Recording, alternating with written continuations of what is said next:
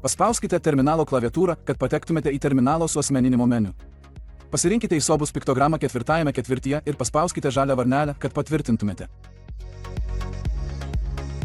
Dabar paspauskite žalią piktogramą ketvirtajame ketvirtyje. Dabar, žiūrėdami į dešinę ekrano pusę, matote 3 piktogramas.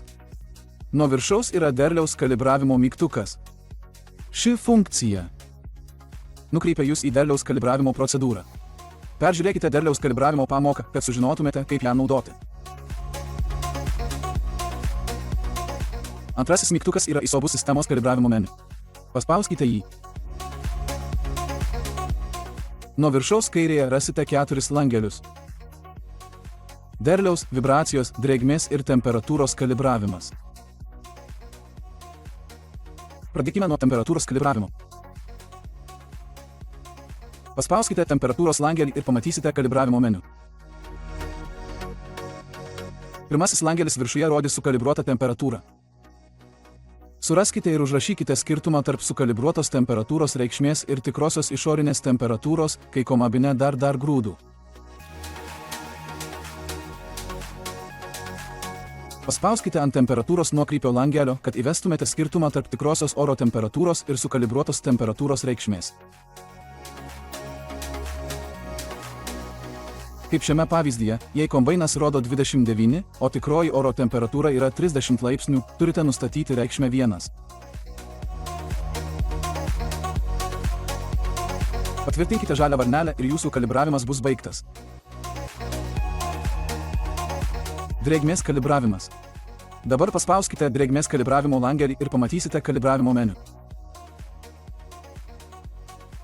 Ekrano viršuje matysite esamos drėgmės nustatymo langelį.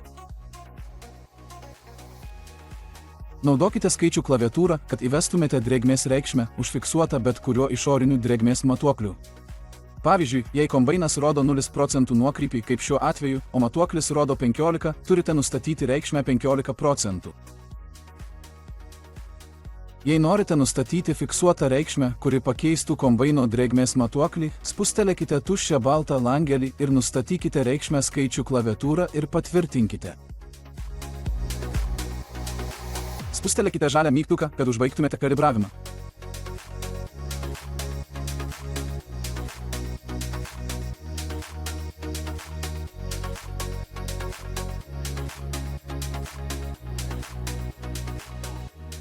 Vibracijos kalibravimas. Vibracijos kalibravimas yra standartinis visos sistemos kalibravimas. Jis turi būti atliktas prieš visus kitus kalibravimus, taip pat prieš naudojant Hill monitor sistemą. Spustelėkite vibracijos kalibravimo langelį ir pateksite į kalibravimo procedūrą. Čia matysite sąlygų sąrašą, kurios būtinos operacijai atlikti. Vykdykite instrukcijas, kol raudonas langelis taps žaliu patvirtinimo ženklu. Tada spustelėkite kalibravimo pradžios piktogramą, kuri pasirodys ekrano apačioje. Dabar vibracijos kalibravimas pradės 60 sekundžių atgalinį skaičiavimą. Visos procedūros metu kombainas turi veikti su įjungtų kūlimo mechanizmu, pjaunamąja ir pilnais variklio sūkiais.